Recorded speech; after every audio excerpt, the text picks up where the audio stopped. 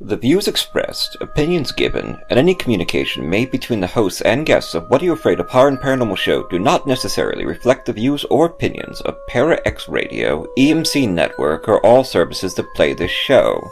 The hosts and services are not responsible for the actions of their guests, and the original rights of all intellectual property is retained by the creator, and all work is used with either permission or Creative Commons license.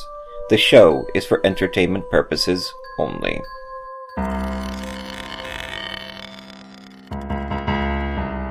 I'm horror author T. Fox Dunham. And I'm horror author and filmmaker Phil Thomas. And tonight we're asking you, what are you afraid of?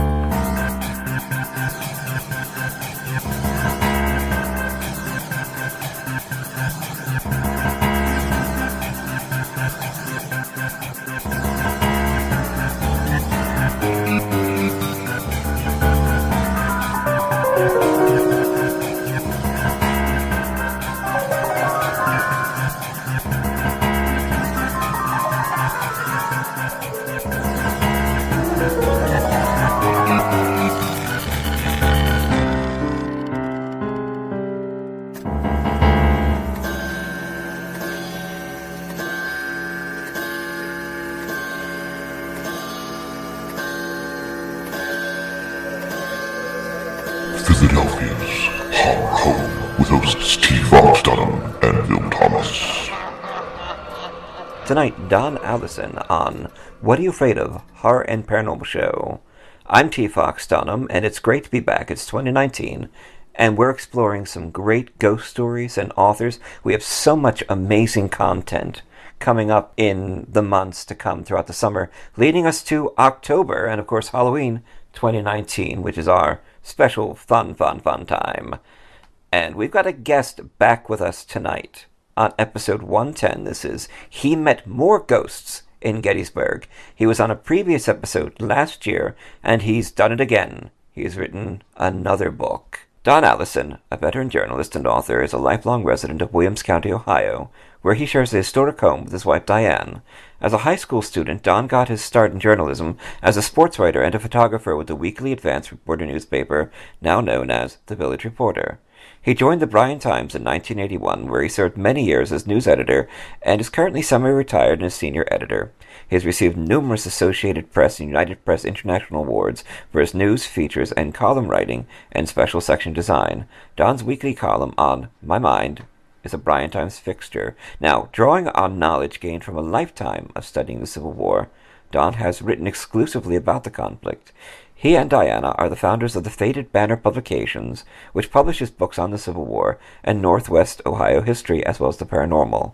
Don's previous books include I Met a Ghost in Gettysburg, A Journalist's Journey into the Paranormal, Hell on Belle Isle, A Diary of a Civil War POW, and the best of On My Mind, the Bryan Times newspaper columns of Don Allison. Each is available for $16.95 plus $3.50 shipping and handling from Faded Banner Publications, which you can find at www.fadedbanner.com. Welcome back to the show, Don. How are you? Pretty good. Thanks for having me back. It's a pleasure. Well, we were kind of surprised because we didn't realize the second book was forthcoming. Yeah, my original plan was really not to do another book on the paranormal, but the way things worked out, I felt compelled to continue in that vein. Excellent. And just to let our audience know, it was my birthday on February 2nd in Polk, and Destroying the Tangible Illusion of Reality, or Searching for Andy Kaufman, my fiction novel about a wild road trip about three eccentric friends, one of them is dying, and he believes that Andy Kaufman, the great song and dance man who also died of cancer, is his father, and they go on a crazy road trip looking for him through Middle America. That's Destroying the Tangible Illusion of Reality, or Searching for Andy Kaufman. It's on sale right now over at Amazon.com for 99 cents. And go buy it and help me celebrate my birthday. Just had to get a plug in there for Perpetual Motion Machine Publishing. Okay, so Don, going back in time a bit, how did you first become interested in the paranormal? Where did all your adventures begin?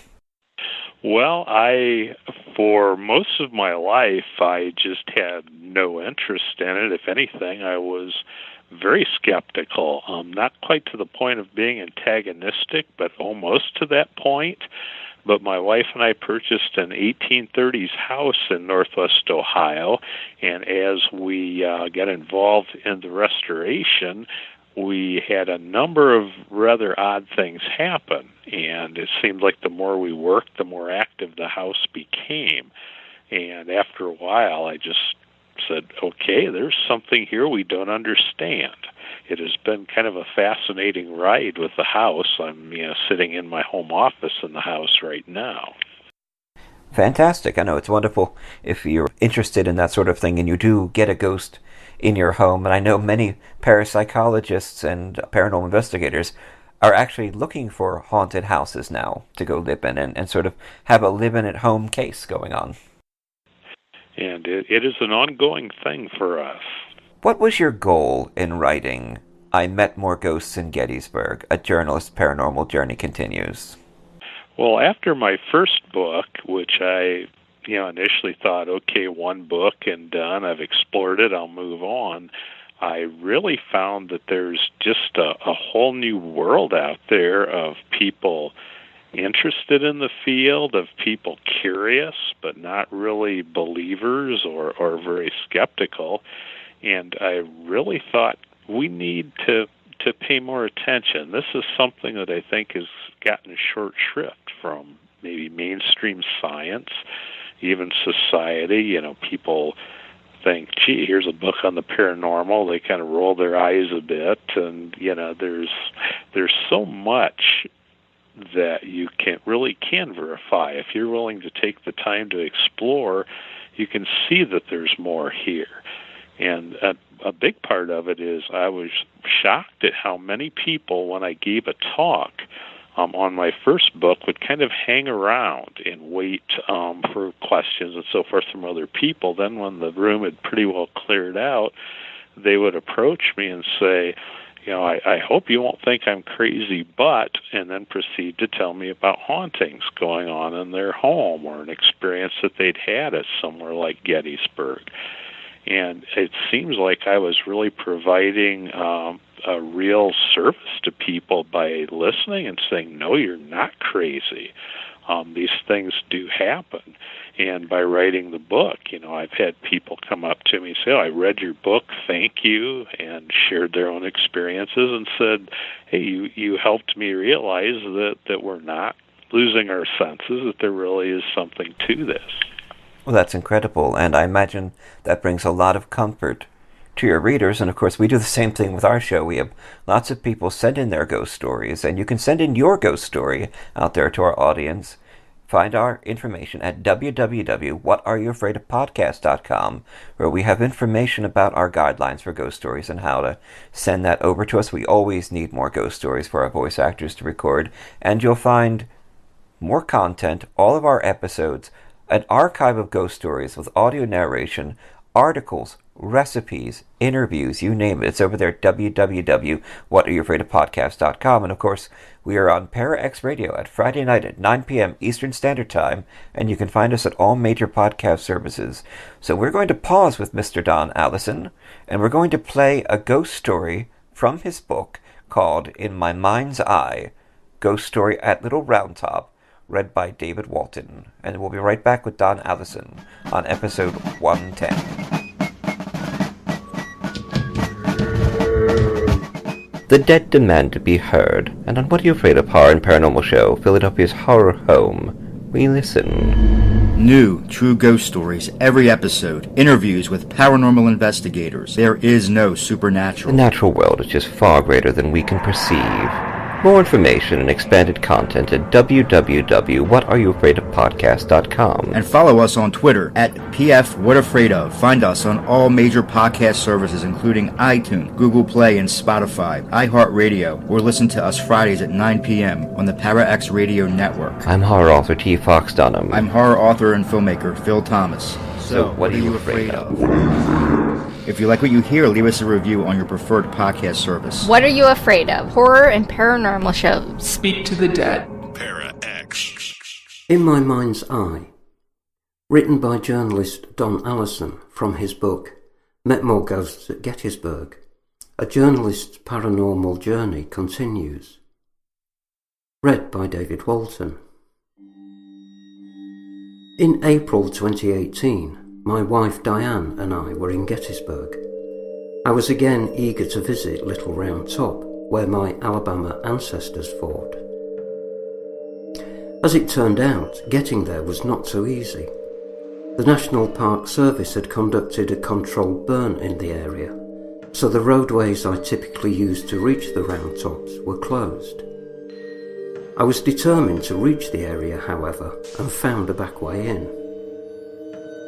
There had been a persistent drizzle that day. Diane has been on Little Round Top many times, so she elected to remain in the van, where she could stay dry while reading and listening to music. I didn't mind because at that point we were the only ones there, at the small parking area just south of the monument to the 20th Maine. I considered the rain and the road closings to be a blessing, because I rarely have this area to myself. Prior to our trip, I had begun reading the book Storming Little Round Top by Philip Thomas Tucker, detailing the experiences of the 15th Alabama at Gettysburg on July 2nd, 1863.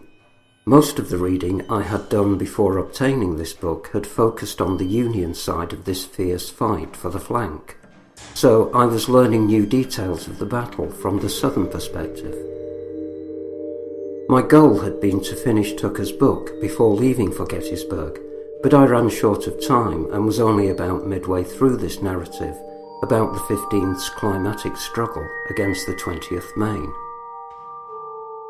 I left the van intending to climb the steps leading directly to the 20th Maine monument, but appreciating that I was alone, I stopped at the base of the hill. I felt inexplicably drawn to instead take a different route, so I began following the path that leads round the south end of the spur. I came up below a large boulder that I knew from previous visits was near the left flank marker of the 20th Maine, at the crest of the ridge above me. In Tucker's book, I had just read the account of the severe wounding of Lieutenant John Oates, younger brother of 15th Alabama Commander Colonel William Oates. The wounded Lieutenant Oates had been placed behind a large boulder to shield him from federal fire, and this certainly had to be the place. I reflected here for a few moments, then turned to head back towards the steps leading to the crest of the ridge. Again, though, I felt drawn to turn around and continue on the path leading past the 20th Maine's left flank. As I walked slowly, I continued to reflect, absorbing the atmosphere. I felt a calm but growing energy as I walked around the base of the ridge and then up the east side, heading towards the crest. I stopped to get my bearings and to contemplate the energy I was sensing. It was a very peaceful feeling, actually calming despite the violent, bloody hand-to-hand fighting that I knew took place there. I thought it odd that I had felt pulled to this point, as based on my understanding of the battle, I was now beyond the left flank of the 20th Maine. Still, I felt led to proceed towards the crest. As I reached the top of the ridge, I suddenly could see in my mind's eye the area blanketed in swirling smoke, with the movement of arms and legs faintly visible through the thick haze. I could sense the yelling, the intensity, the muzzle blasts, the colliding soldiers. Twice before this, I had similar experiences at Civil War battlefields, once at Jonesboro, Georgia, and again at Gettysburg's East Cemetery Hill. Both were very tense experiences, draining almost all my energy and leaving me barely able to stand, let alone take a step. Both times the friends with me expressed concern, asking if I was okay. This experience at Little Round Top, though, was less disturbing. As the smoky images slowly faded from my mind, I stood motionless for several minutes, contemplating the experience. I felt like I was supposed to be here, at this moment, that this is where my ancestors fought. As I took stock of just where I was, I realised something was wrong. I was standing at the crest of the ridge, facing west. The Alabamians never got this far, not to the crest. I tried moving back, then to the left, then to the right, but I only felt the energy at that same spot on the crest. I felt, down to the deepest part of my being, that the Alabamians had reached this point, as incorrect as I knew this to be. It was not lost on me that I was standing at nearly the exact spot where psychic medium Tiffany Mason had stopped and knelt a year earlier, facing west as I was facing now, the direction the Maine men should be facing, not the Alabamians. As she knelt here, she had told me this was my family connection to Little Round Top. The fact that Tiffany faced the wrong way nagged at me then, just as my position and orientation was bothering me now. I felt an incredible sense of calm as I continued to stand there for several more minutes. Finally, as I felt the energy melting away, I headed back to the van and told Diane about my experience. Back at the hotel that evening, I pulled out my copy of Storming Little Round Top to read further into the progress of the battle. Things certainly seemed to be falling into place when I read that my great-great-grandfather's company in the 15th Alabama, Company 1, was among the companies ordered by Colonel Oates to swing to the far right of the line in an attempt to outflank Colonel Chamberlain and the 20th Maine. I was astounded when I read Tucker's assertion that the Alabamians actually, for a time, carried the crest from behind, pushing the Maine men down the front of the hill. I reread that part of the book, feeling in awe as I thought back over my experience from that afternoon. Company 1 would have been right at the crest, right where I sensed the smoky, confused battle taking place, right where I felt that an unseen energy was directing me to be. The memory of that moment of discovery is clearly etched in my mind, and I still feel the intensity when I think back on the experience. Don Allison, a veteran journalist and author, is a lifelong resident of Williams County, Ohio, where he shares a historic home with his wife, Diane. A 1976 graduate of Stryker High School, Don earned a Bachelor of Arts degree in journalism from the University of Toledo in 1980. As a high school student, Don got his start in journalism as a sports writer and photographer with the weekly Advance Reporter newspaper, now known as the Village Reporter. He joined the Bryan Times in 1981, where he served many years as news editor and currently is semi-retired and is senior editor. He has received numerous Associated Press and United Press International awards for his news, features and column writing and special section design. Don's weekly column, On My Mind, is a Bryan Times fixture. Drawing on knowledge gained from a lifetime of studying the Civil War, Don has written extensively about that conflict. He and Diane are the founders of Faded Banner Publications, which publishes books on the Civil War and Northwest Ohio history, as well as the paranormal.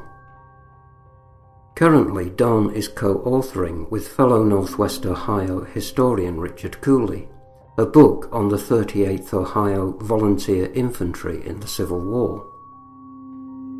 For nearly 4 decades, Don has served on the Williams County, Ohio Historical Society Board of Trustees, and through the years he has held various offices with the organization. He spearheaded the successful effort in which the Society acquired and preserved the 1845 Society of Friends Meeting House in western Williams County. Don also is a founding member and past trustee and officer of the Stryker Area Heritage Council. Currently, Don serves as an interpreter with the Souder Village, Archbold, Ohio. Don's previous books include I Met a Ghost at Gettysburg, a journalist's journey into the paranormal, Hell on Belle Isle, Diary of a Civil War POW, and the best of On My Mind, the Bryan Times newspaper columns of Don Allison. Each is available for $16.95 plus $3.50 shipping and handling from Faded Banner Publications, P.O. Box 101, Bryan, Ohio 43506. In addition, copies may be ordered online at www.fadedbanner.com.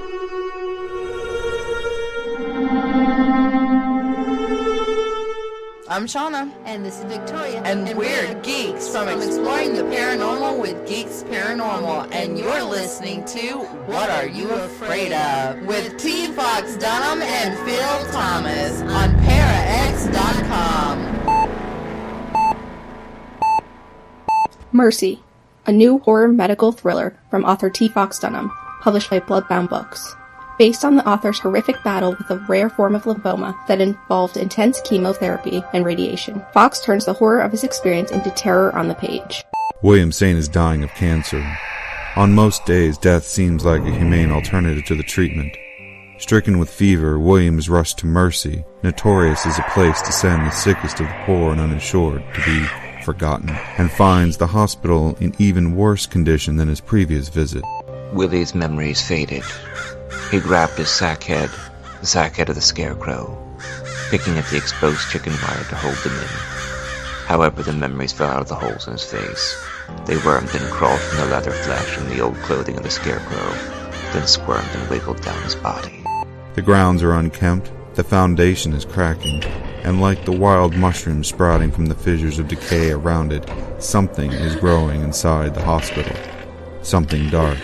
Fangoria gives Mercy 3.5 out of 4 skulls. Dunham has channeled his many brushes with the other side into the exquisitely rendered, lyrical, supernatural hospital thriller Mercy.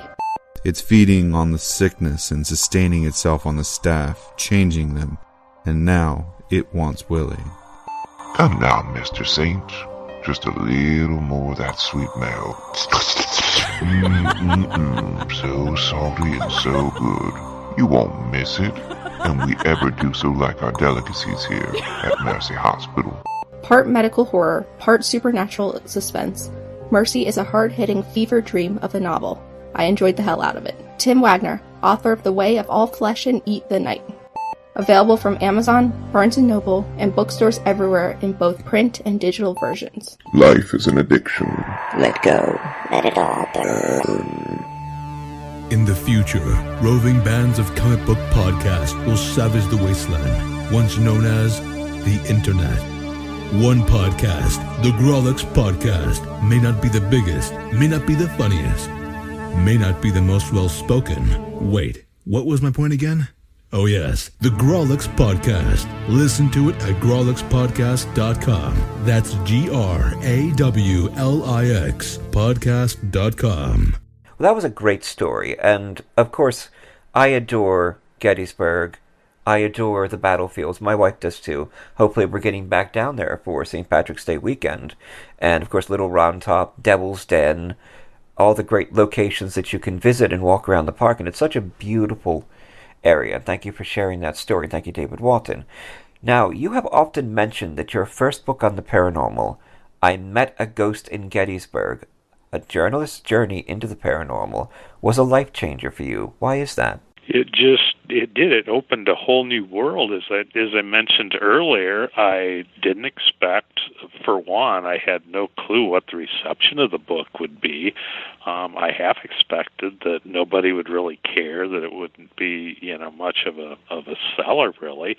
I'd already kind of made my plans to move on, but the reception just was remarkable to me. The way that people opened up, shared their own stories. and told how it had kind of touched them, let them realize there was something going on. Another part of it is just the whole paranormal, I'm just trying to think of the right word, world out there of people, of investigators, especially paranormal investigators, paranormal researchers, people who have devoted their life to this study. And it has just made an impression on me. I don't think I will ever be done with this field now. My contacts I've made, the experiences I've had because of the generosity of people in sharing and taking me on investigations, it has just been a wild ride is the best way I can explain it. I completely understand. This is, our 110th show, and we've had so many downloads and so many fans, and we've met so many people and paranormal investigators and horror authors and film directors, and you name it, across the world. And it's been such an exciting adventure, and it's not just the places you explore, it's the people and the stories that you hear. It really is, and just some of the evidence people have shared with me. One that just amazed me, some friends of mine in Gettysburg shared an EVP. They were investigating a building that had been a Union field hospital, and somebody said, you won the war, speaking to Union soldiers, and the resulting EVP was basically a yell of joy, almost like your team had scored a touchdown. That was an incredible, piece of evidence. Hard to mistake that. Now, if I recall, you were just going to do the one book and move on. In fact, the second chapter of your new book is called "This Book Was Not Meant to Be," and I quote you, "Not so long ago, there was no doubt in my mind this book would never be written." I know you've talked about why you continued doing it. Now, you decided to do this second book, I Met More Ghosts in Gettysburg, A Journalist's Paranormal Journey Continues, so you could delve more into the subject. What was that change of heart exactly? Not that I'm complaining. It really was the fact that there is so much evidence out there, and the fact that it really seems to not be taken seriously by so much of the scientific community. And really, if there's anything I can do as a journalist, I feel that maybe my voice is a little different, maybe has some more authority to maybe the general public than a lot of people who've written in the paranormal. The fact that I came into it late in life, and that there's no doubt in my mind that these are things we really should be paying attention to. I feel that almost a calling, that this is something that is meant to be. Getting into the whole spiritual realm, I think sometimes things happen to us for a purpose.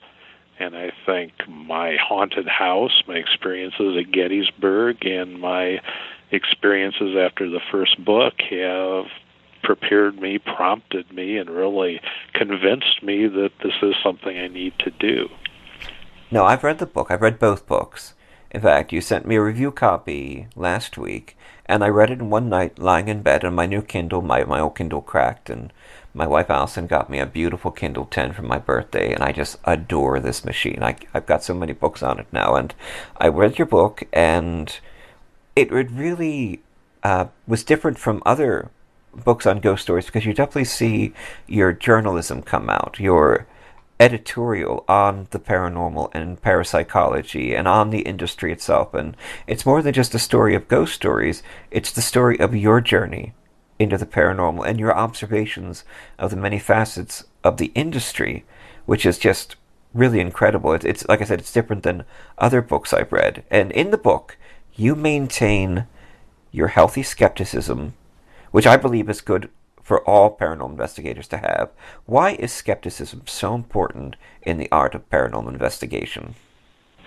Well, for one, you need, if you're going to be serious about the study, if you're going to be taken seriously, you need to be very precise with your evidence. I mean, it's easy to say, gee, I heard this, wow, this had to be a ghost.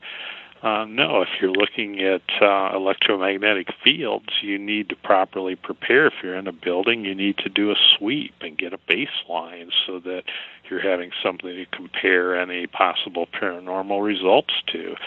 And that's really what people, I guess, skeptics in the scientific community point to people who don't properly, do their preparation, don't properly record their evidence, don't rule out possible non-paranormal causes. I can name a number of things that have happened here in my house that initially I thought were paranormal and were not, from birds to light being refracted through, the old-fashioned wavy glass of a window, things like that. And I think you need to be aware of those things to make what you do find that might be paranormal stand out and maybe have some legs to stand on.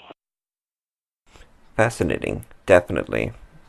And it's you articulate it quite well, too. And I look forward to reading some of your other books. I know I've got the titles floating around, and I'll get them on my Kindle. And, of course, I love reading American Civil War history also, and Gettysburg is the place to go for that. And we all love Gettysburg. So, you discuss the art of collecting ghost stories and the particular difficulties when talking to people, something I've experienced myself as I've been creating stories and finding stories for the show.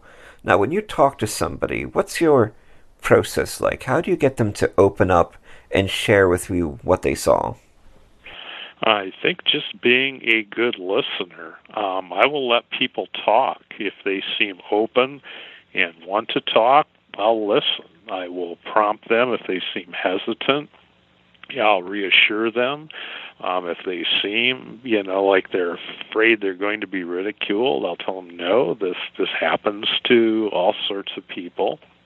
This is very real and no need to be afraid. One incident that really comes to mind, I was signing books at the Heritage Center in Gettysburg. My wife was with me, and we were talking to a couple about our age, and the wife and husband look at each other. They're asking about my book, and I remember her telling him quite plainly, I think these are people we can trust and we can open up to. And they proceeded to talk about looking out the window of their hotel room and seeing a woman, Victorian or even Civil War period dressed in black, as in mourning, with a veil and so forth, and she just vanished. She looked very real, and she just vanished before their eyes.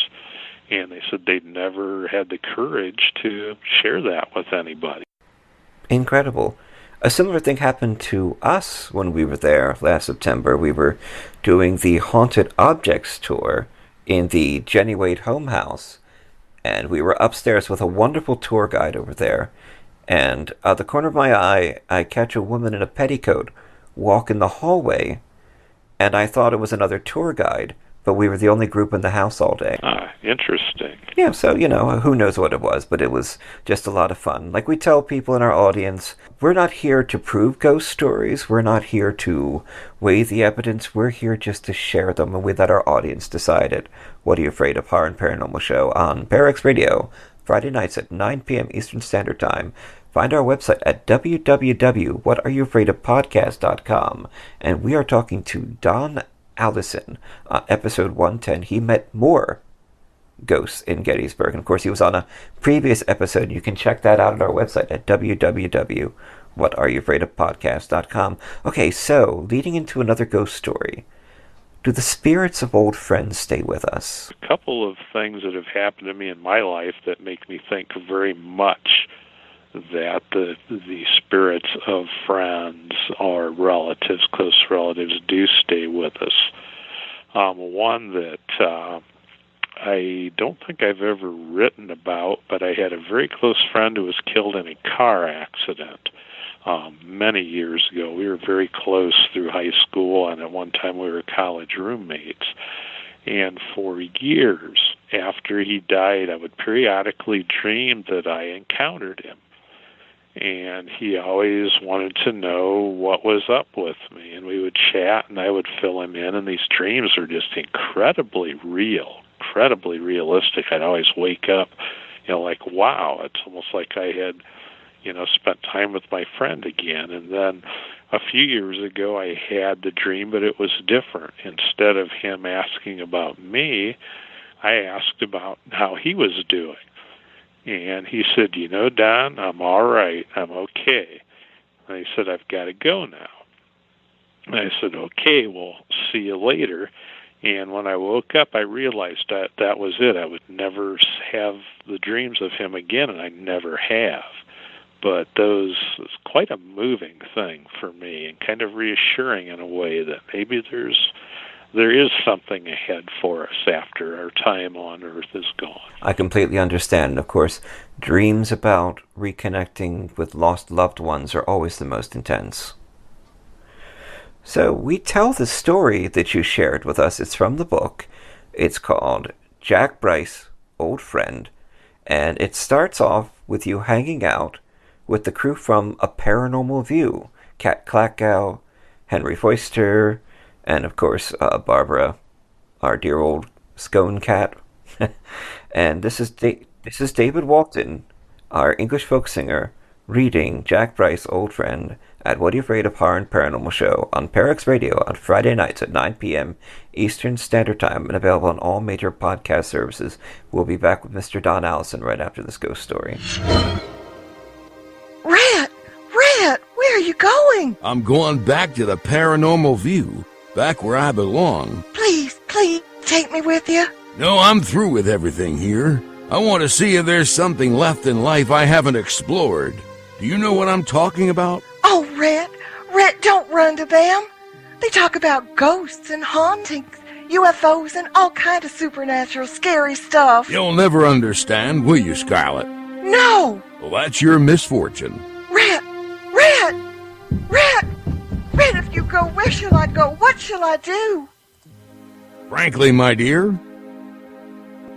Line! Oh, you gotta be kidding. That's the Paranormal View with your host, Henry Foister, Jeffrey Gould, and Barbara Duncan. Every Saturday night at 8 p.m. Eastern, exclusively on the Parax Radio Network. What are you afraid of? Hi, I'm Tim Wagner, Bram Stoker award-winning author.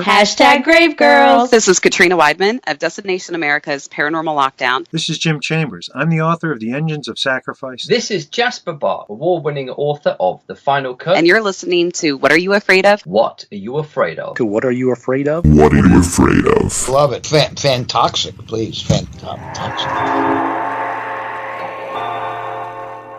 Jack Bryce, Contact with an Old Friend, written by journalist Don Allison from his book Met More Ghosts at Gettysburg. A journalist's paranormal journey continues, read by David Walton.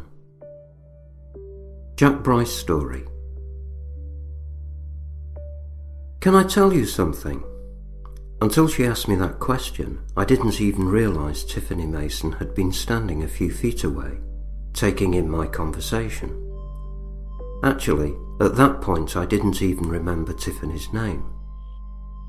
We were part of a scattered group near the Rose Woods at Gettysburg, and I had been immersed in a conversation with our group's guide, pestering him with questions about particulars of the fighting that had taken place there on July 2nd, 1863.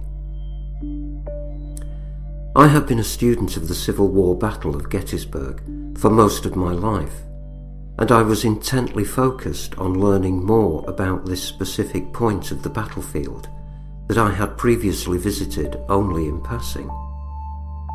My mind was very much back in 1863 at that point, envisioning the struggle there, and Tiffany's question caught me totally off guard. "Sure," I finally replied. "What is it?" She seemed a bit hesitant, as if unsure how to proceed.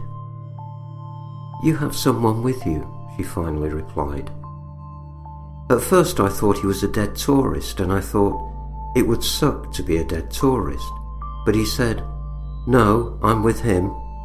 He was laughing and saying, "Talk, useless information." Tiffany went on to describe my invisible visitor's appearance, saying he was wearing casual slacks and a beige windbreaker. My mind went blank and I didn't really know how to respond. This exchange took place on a rainy Saturday afternoon, April 22nd, 2017. I was in Gettysburg that weekend at the invitation of the staff of the Paranormal View radio show. The previous evening, I had joined the Paranormal View group for dinner at the Fairfield Inn, a historic building on the route of General Robert E. Lee's retreat from Gettysburg in July 1863. I was one of more than a dozen people there and had met only one or two others in person before that night. It turned out several in the group could be described as mediums or sensitives.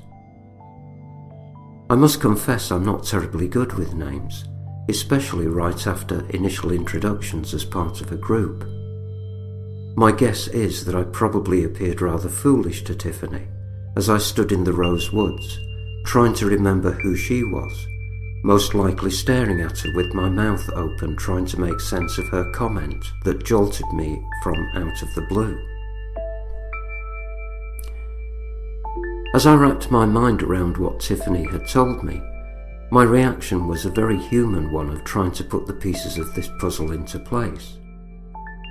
Casual slacks and a beige windbreaker is a pretty generic combination, especially when dealing with someone my age.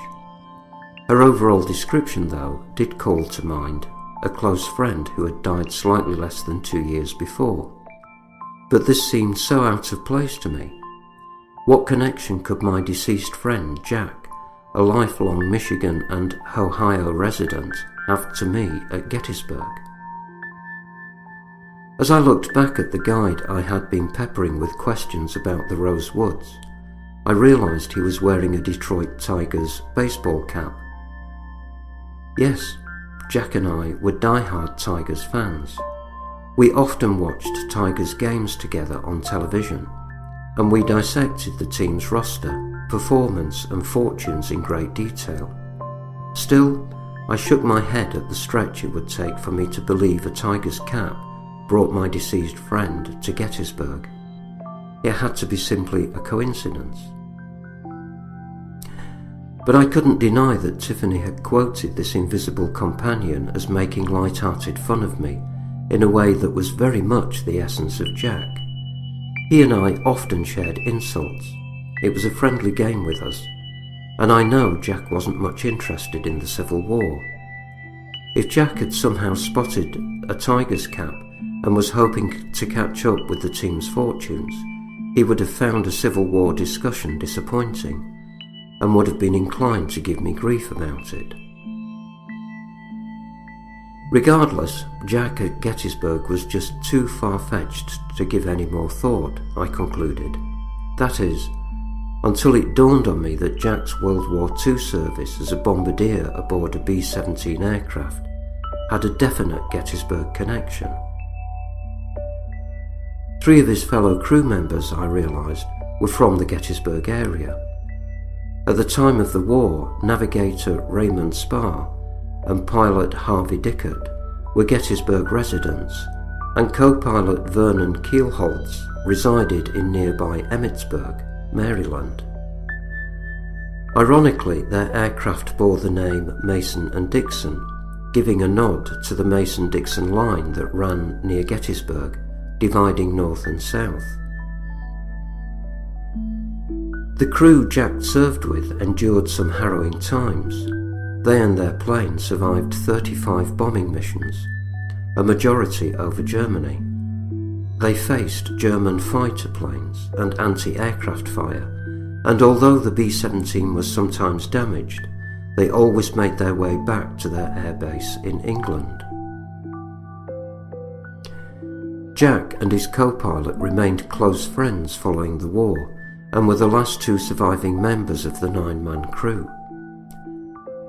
Vernon died April 28, 2013, aged 90, 2 years before Jack passed at age 93, on May 12, 2015. This, I thought, shaking my head, was simply beyond crazy. It was true that Tiffany had not come up with Jack's name, but she had shared information with me that would have been seemingly impossible for her to know by conventional means. even if she had done countless internet searches and spent hours in the library.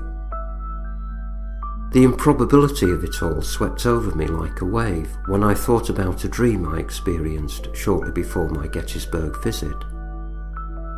I dreamed I was on a local road trip with Jack, a very vivid, true-to-life dream. Jack's eyesight had been limited for years by macular degeneration, and he had been unable to drive. I would often pick Jack up to get together for coffee, share a meal, or even check out a Toledo Mud Hens baseball game.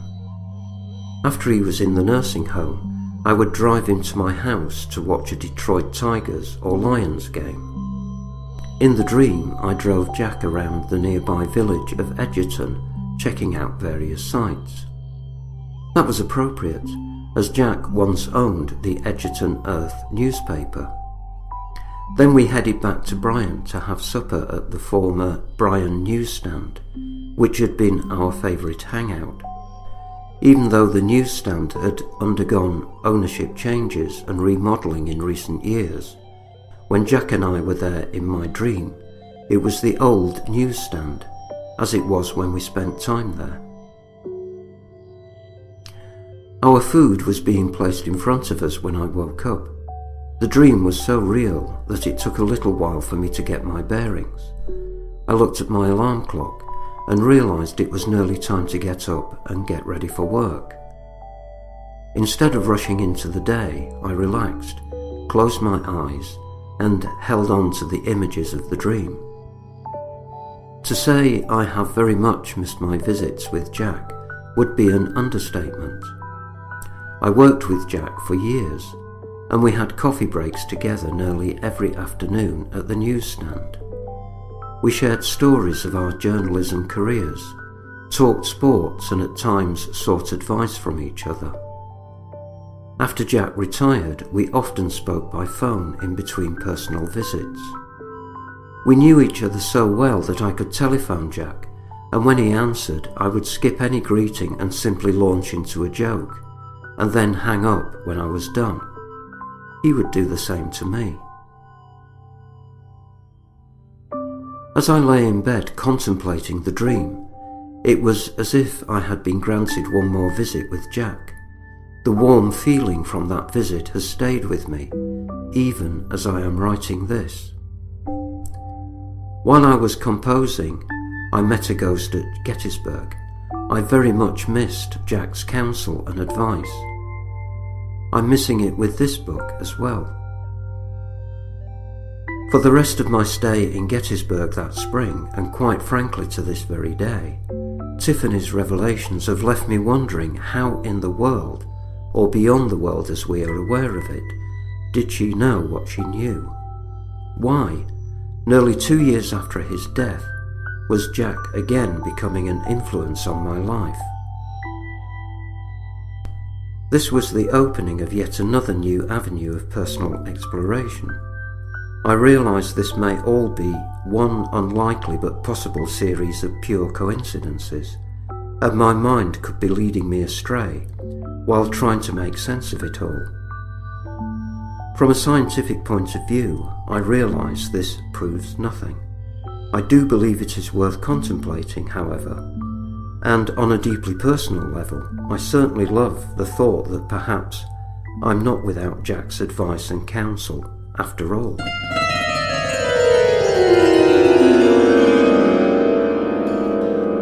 Well, here we are again. I thought that perhaps the nightmare was over, but no, I am summoned once again and can only obey.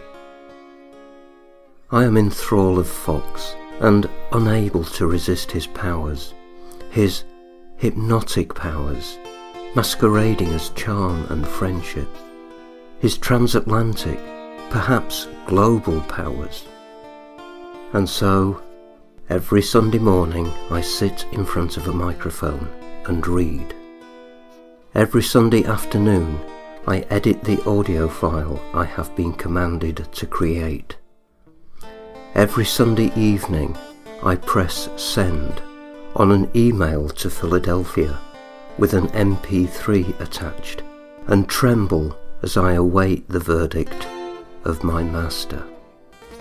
I changed my name from David Walton to Brendan Shawland and created music which I liberally sprinkled throughout the internet in websites including SoundCloud and Bandcamp in a pathetic attempt to throw him off the scent. Those hopeless breadcrumbs are still available if you care to listen, so that you will know what not to do when your time comes. That's right, it didn't work. He tracked me down, and I am once again his creature. If you are listening to this, you are in grave danger, and I can only urge you to flee. Flee! Before it is too late, before you find that you too are a voice actor on whatayouafraidof.com. So a very moving ghost story. We're back with Don Allison, and what a surprise it must have been for you, just kind of, going on your tour, minding your own business, and someone tells you that your old friend's hanging around. Yeah, my reaction was, at first, was like, this is crazy. I didn't know this young woman. I've gotten to know her very well since, and I have a lot of respect for her, but once it dawned on me, the Gettysburg connection, and then the fact that I had a dream involving Jack just days before, it was sort of almost like crashing down on me, the connection and the possibility that there really something is going on here. And it still today, it's kind of incredulous, really. Indeed, and I imagine that's an experience we'd all like to have sooner or later. Moving on, talking to Mr. Don Allison, I'm so glad he's back with us on episode 110. He met more ghosts in Gettysburg. Now, in the wonderful book, I Met More Ghosts at Gettysburg, you expand on experiences you and your grandson had at or around Little Round Top in Gettysburg that led you to discover you have more ancestors who fought there. You want to tell us a little about that? Yes, for some reason, Little Round Top had always fascinated me from even as a young child reading about Gettysburg. It was always the Union side, the main regiment that fought there, Colonel Chamberlain. But had some things happen. The first was with my wife, kind of an odd experience with the song Sweet Home Alabama coming on the radio just as we approached the Alabama Monument. My camera malfunctioned there and at Little Round Top in very odd ways, and that was in the back of my mind.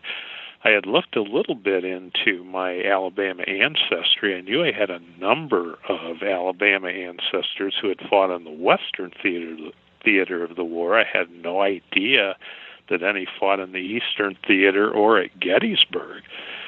But I looked into some family names, and I found some possible ancestors who may have served in the Alabama Brigade at Gettysburg. So my grandson and I are there in Gettysburg just really for the history.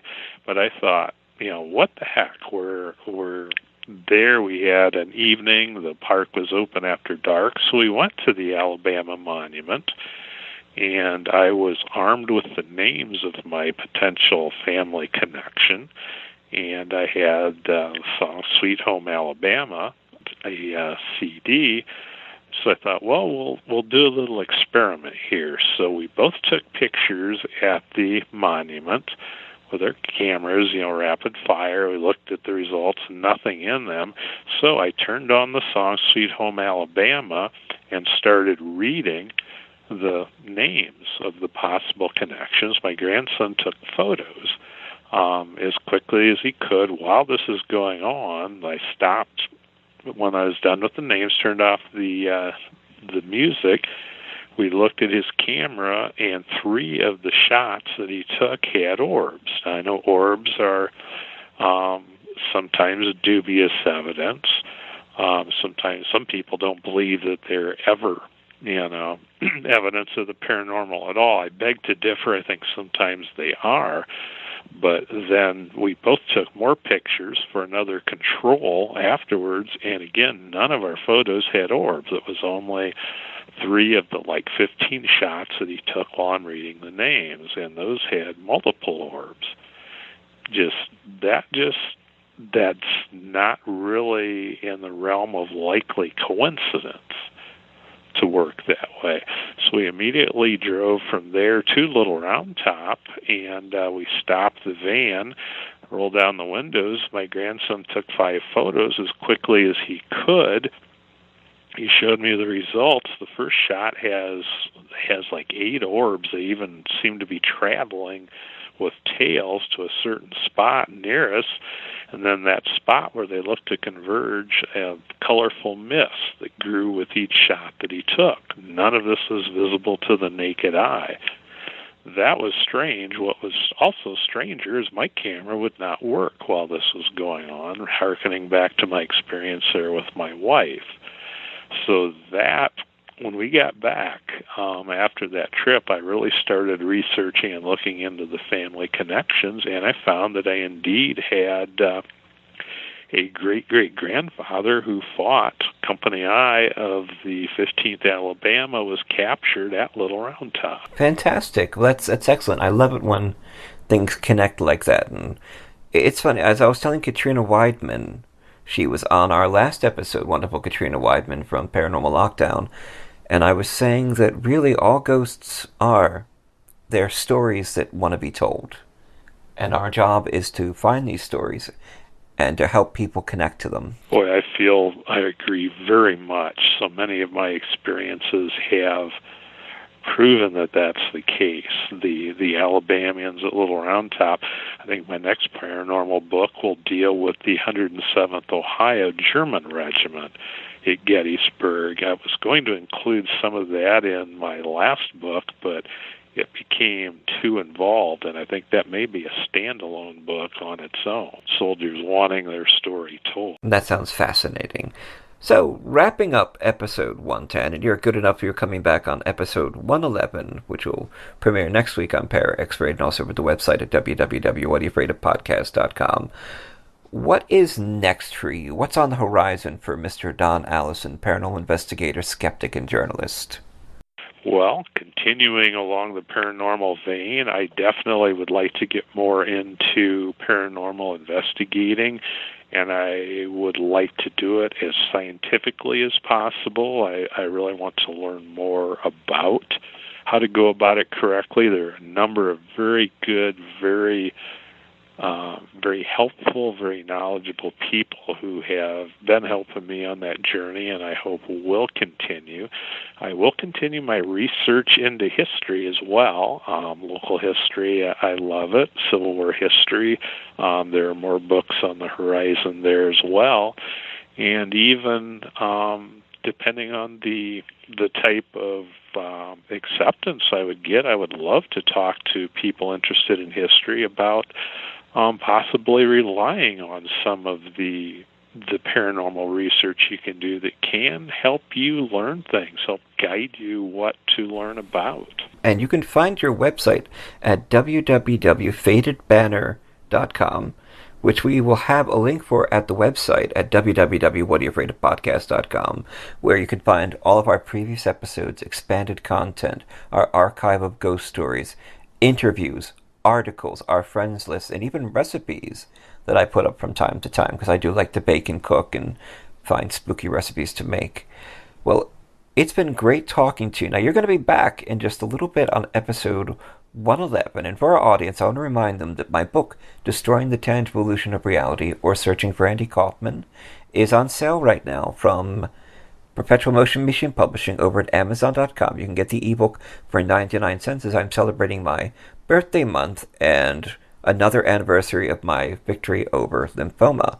And you can find that over at the website at www.whatayouafraidofpodcast.com. Do check it out. And we're also celebrating the release of A Time for Violence from Close to the Bone Publications and Books. It's an anthology of crime and horror stories from some of the best horror and crime authors currently writing, including the likes of Paul D. Brazil, Joe Lansdale, Alan Russo, who's one of the producers of Night of the Living Dead, El Capart, Chris Roy, and of course me, myself. It has a great story in it. You just have to check that out. And Tony Knighton, who is going to do a brief interview with us on episode 111. Well, thank you so much, Don, for joining us.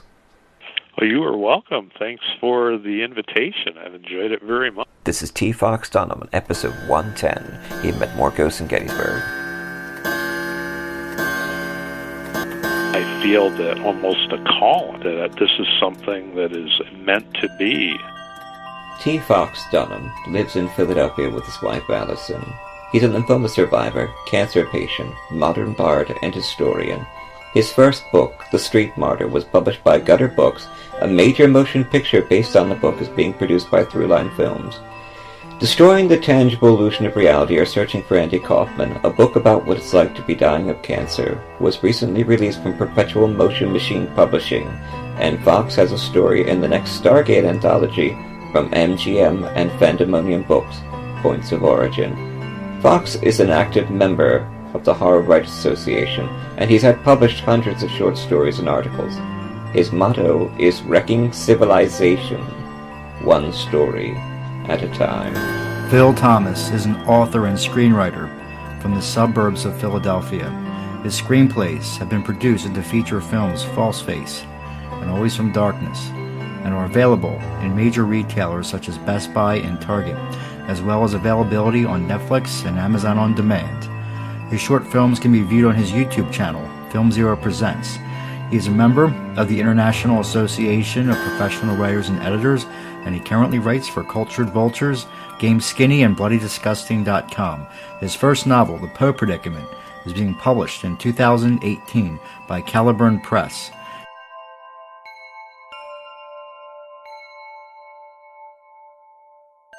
The views expressed and the opinions given by the individual host and their guests do not necessarily reflect those of Para X, its affiliates, or its sponsors.